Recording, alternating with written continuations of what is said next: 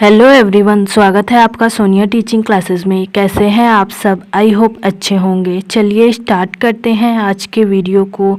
आज के इस वीडियो में मैं डिस्कस करने वाली हूँ एमपी वर्ग सेकंड के लिए संस्कृत के महत्वपूर्ण क्वेश्चंस। यह क्वेश्चन जो है सभी शिक्षक भर्ती एग्जाम्स के लिए महत्वपूर्ण है। जिन्होंने भी संस्कृत सब्जेक्ट चूज़ किया है तो वीडियो को अंत तक ज़रूर देखिएगा।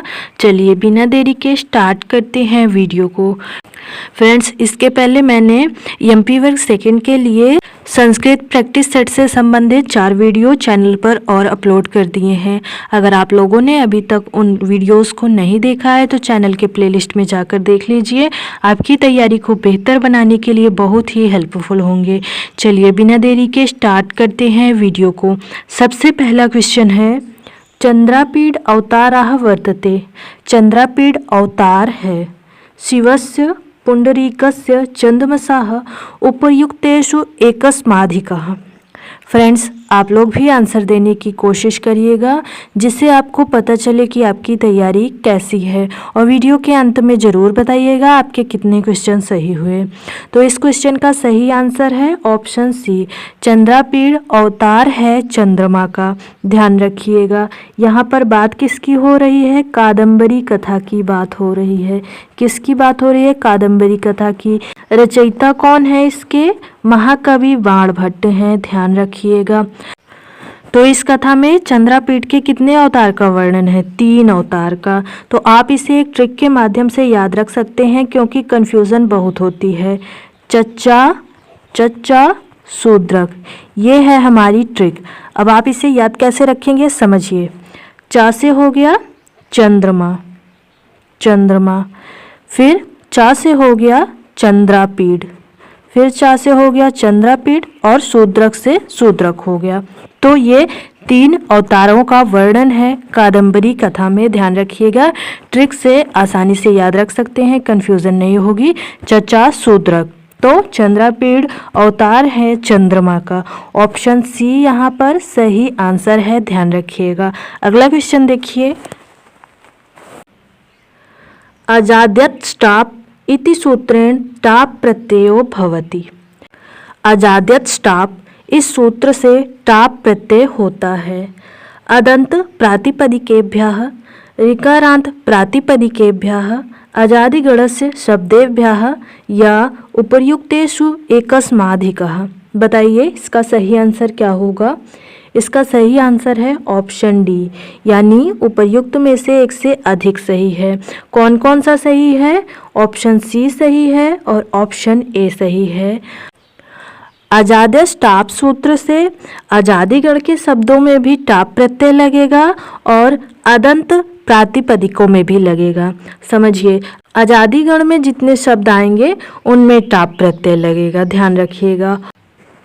और अदंत प्रातिपदिक शब्दों में भी लगेगा। ध्यान रखिएगा। तो यहाँ पर ऑप्शन डी सही होगा क्योंकि ए वाला भी सही है और ऑप्शन सी भी सही है। ध्यान रखिएगा, इम्पॉर्टेंट है।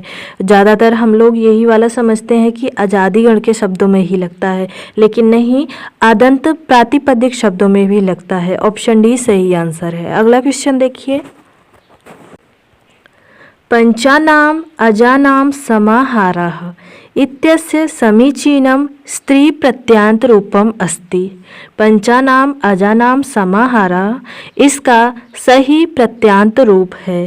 पंचाजी गीप प्रत्ययान्त है, पंचाजा टाप प्रत्ययान्त है, पंचाजी गीश प्रत्ययान्त है, पंचाजा चाप प्रत्ययान्त है। बताइए यहाँ पर सही आंसर क्या है?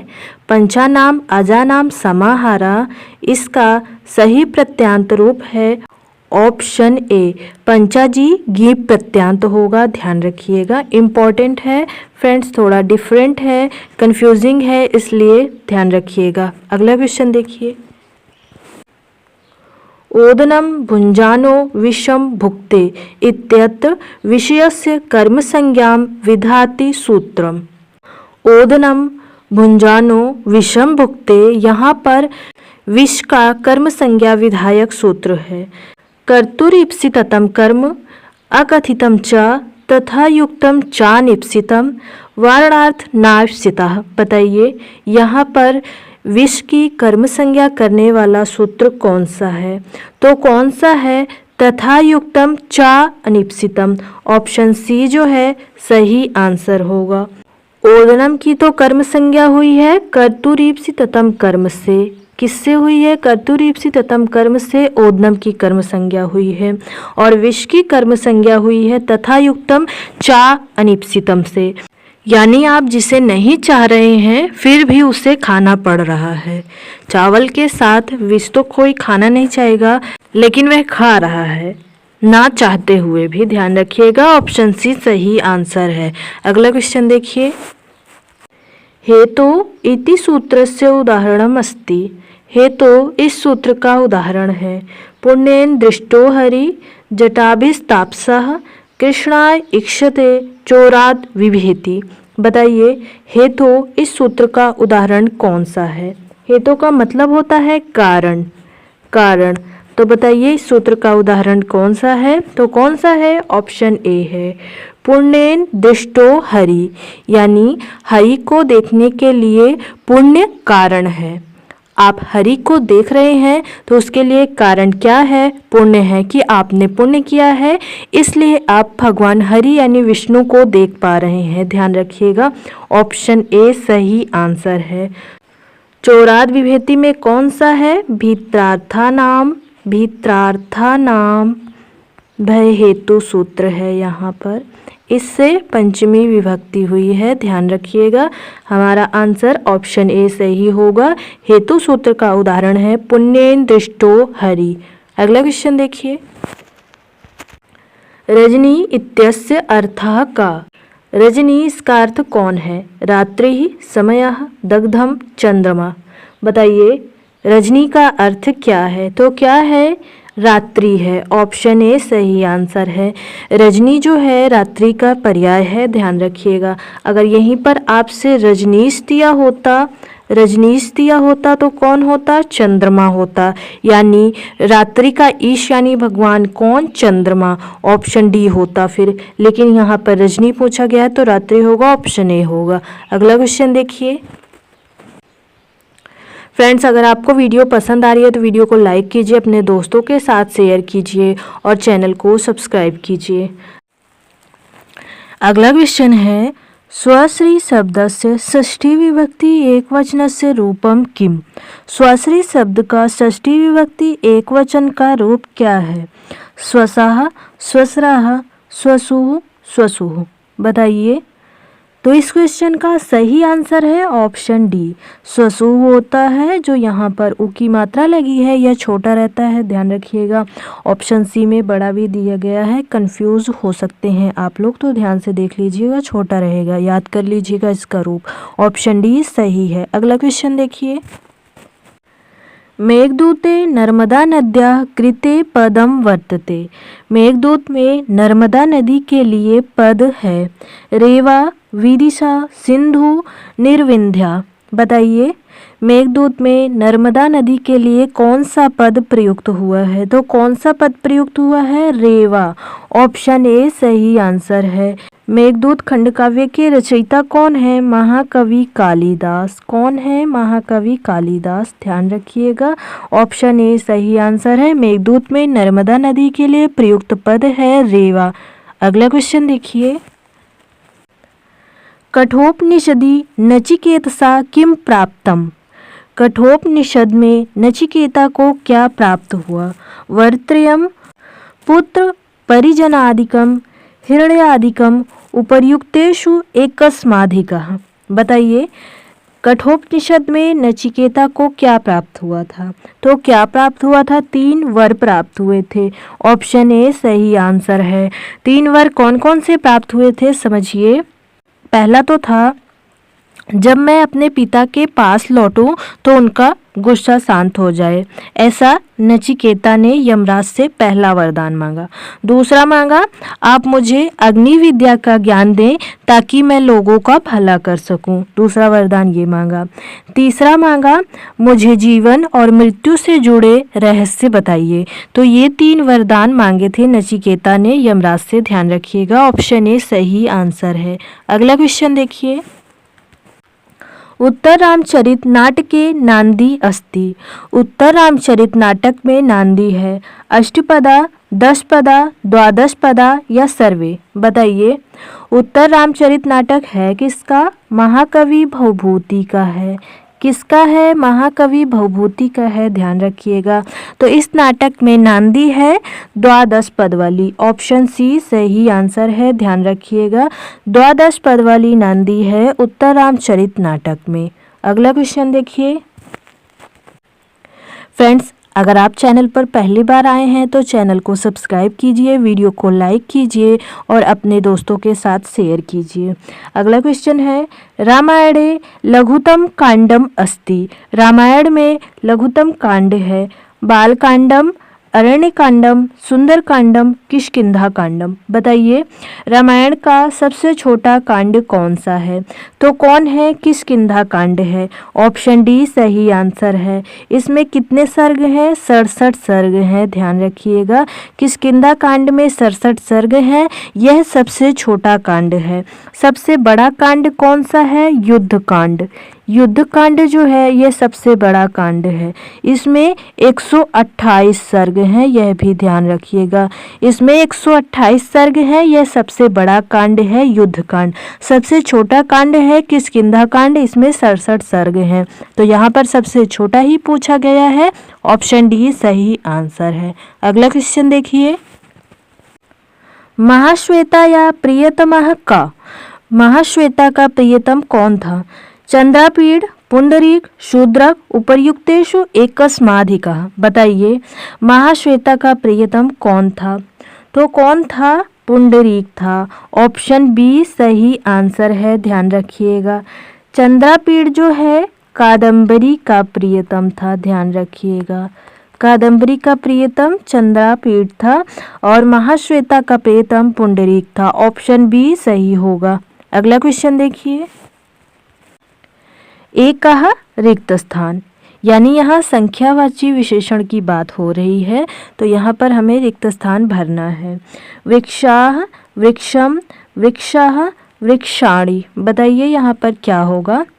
एकः वृक्षा होगा, यानी एक वृक्ष है। ऑप्शन सी सही आंसर है, ध्यान रखिएगा। अगला क्वेश्चन देखिए अधोविन्यस्त युग्मानां परस्परं सुमेलनं कृत्वा शुद्धं विकल्पं चिनुत। अधोलिखित युग्म में परस्पर सुमेलित करके शुद्ध विकल्प चुनिए। तो यहाँ पर एक तरफ सूत्र दिया गया है और एक तरफ उससे संबंधित उदाहरण दिया गया है। तो इसके लिए हमें सही विकल्प चुनना है। चलिए चुनते हैं। हरे रोचते भक्ति, तो इसके लिए सही सूत्र कौन सा होगा? रुच्यर्था नाम प्रिय माणा होगा, ध्यान रखिएगा। तो यहाँ पर कौन होगा? दूसरा ऑप्शन सही है। आहा कोशेन वा अनुवाको अधीतः, इसके लिए कौन सा सही होगा बताइए? तो यहाँ पर सही होगा अपवर्गीय तृतीया। यह अपवर्गीय तृतीया का उदाहरण है। ऑप्शन 3 वाला सही है। अभिनिविष्टे सन्मार्गम, बताइए इसके लिए कौन सा होगा? तो इसके लिए है अभिनिविष्ट सूत्र। कौन सा है? अभिनिविष्ट सूत्र है। तो यहाँ पर 4 सही होगा। यवेभ्यो गाम वारयति, तो इसके लिए कौन सा होगा? वारणार्थानाम इप्सितः, तो 1 वाला सही है। तो हमारा ऑप्शन क्या बन रहा है? 2, 3, 4, 1 कहाँ पर है? ऑप्शन ए में है। ऑप्शन ए सही आंसर है, ध्यान रखिएगा। हरे रोचते भक्ति रुच्यर्थानां प्रियमाणा सूत्र का उदाहरण है। आहा कोशेन वा अनुवाको अधीता अपवर्गीय तृतीया का उदाहरण है। अभिनिविष्टे सन्मार्गम अभिनिविष्ट का उदाहरण है। यवेभ्यो गाम वारयति वारणार्थानाम स्थिता का उदाहरण है, ध्यान रखिएगा। ऑप्शन ए सही है। अगला क्वेश्चन देखिए मयूराह रिक्त स्थान, यहाँ भी हमें संख्यावाची विशेषण चुनना है। दशाह, दशम, 10, दसानी। बताइए यहाँ पर सही कौन सा होगा? तो कौन सा सही होगा? 10 सही होगा। 10 मोर हैं। ऑप्शन सी सही है, ध्यान रखिएगा। अगला क्वेश्चन देखिए अष्टाविंशति शब्द का अर्थ होता है। अष्टाविंशति शब्द का अर्थ हमें बताना है। 18, 28, 38, 48 बताइए। अष्टाविंशति शब्द का अर्थ होगा 28। ऑप्शन बी जो है ये सही आंसर है। 18 के लिए होगा अष्टादश। क्या होगा? अष्टादश होगा, ध्यान रखिएगा। 38 के लिए होगा अष्टात्रिंशत। अष्टात्रिंशत होगा, ध्यान रखिएगा।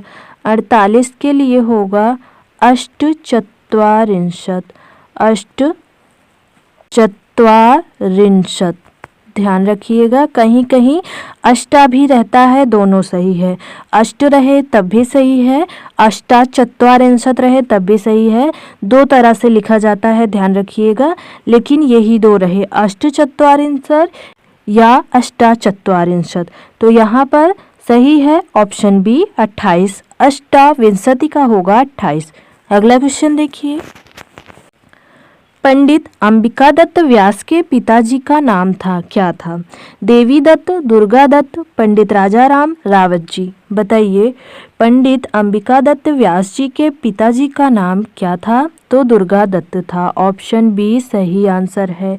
देवी दत्त उनके दादाजी का नाम था, ध्यान रखिएगा। दादाजी का नाम देवी दत्त था, पिताजी का नाम दुर्गा दत्त था। ऑप्शन बी सही होगा। अगला क्वेश्चन देखिए। लोकायत दर्शन किसको कहा जाता है? जैन को, बौद्ध को, चारवाक को, सांख्य को बताइए। लोकायत दर्शन किसे कहा जाता है? तो चारवाक दर्शन को लोकायत दर्शन भी कहा जाता है। ऑप्शन सी सही है। अगला क्वेश्चन देखिए। रथोदद्धता छंदसि वर्णाः सन्ति। रथोदद्धता छंद में वर्ण हैं। एकादश, द्वादश, चतुर्दश, पंचदश बताइए। एकादश यानी 11, द्वादश यानी 12, चतुर्दश यानी 14, पंचदश यानी 15 बताइए। रथोदद्धता छंद में वर्ण हैं कितने? 11। ऑप्शन ए सही आंसर है, ध्यान रखिएगा। अगला क्वेश्चन देखिए। अंबिका दत्त व्यास जी ने अपना संक्षिप्त निज वृत्तांत स्वयं लिखा है। बिहार बिहारिणी में, बिहारी शतकम में, बिहारी बिहार में, शिवराज विजयम में बताइए। अंबिका दत्त व्यास जी ने अपना संक्षिप्त निज वृत्तांत स्वयं लिखा है, किसमें लिखा है? बिहारी बिहार में। ऑप्शन सी सही आंसर है, ध्यान रखिएगा।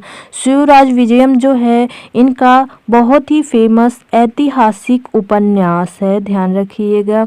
क्या है ये? ऐतिहासिक उपन्यास है। विधा ध्यान रखिएगा, पूछ ली जाती है कभी कभी विधा भी, ध्यान रखिएगा। और इनकी उपाधि ध्यान रख लीजिए, बहुत ही पूछी जाती है, इम्पोर्टेंट है।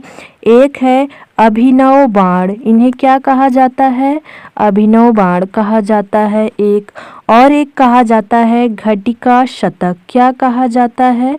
घटिका शतक। तो ये दो उपाधियां इनकी बहुत ही ज़्यादा इम्पोर्टेंट हैं और पूछी गई हैं, ध्यान रखिएगा। यहाँ पर सही आंसर है ऑप्शन सी। बिहारी बिहार में इन्होंने अपना संक्षिप्त निज वृत्तांत लिखा है, ध्यान रखिएगा। अगला क्वेश्चन देखिए। अगला क्वेश्चन है आप लोगों के लिए प्रैक्टिस क्वेश्चन। क्वेश्चन क्या है? नारी पदे प्रत्ययः वर्तते। नारी पद में प्रत्यय है। गीप, गीश, गीन, ती। इसका आंसर आप लोगों को कमेंट बॉक्स में बताना है। वीडियो कैसे लगा यह भी बताइएगा। वीडियो पसंद आया है तो वीडियो को लाइक कीजिए, अपने दोस्तों के साथ शेयर कीजिए और ऐसे ही इंटरेस्टिंग वीडियोस देखने के लिए चैनल को ज़रूर सब्सक्राइब कीजिए। थैंक यू फ्रेंड्स, मिलते हैं नेक्स्ट वीडियो में।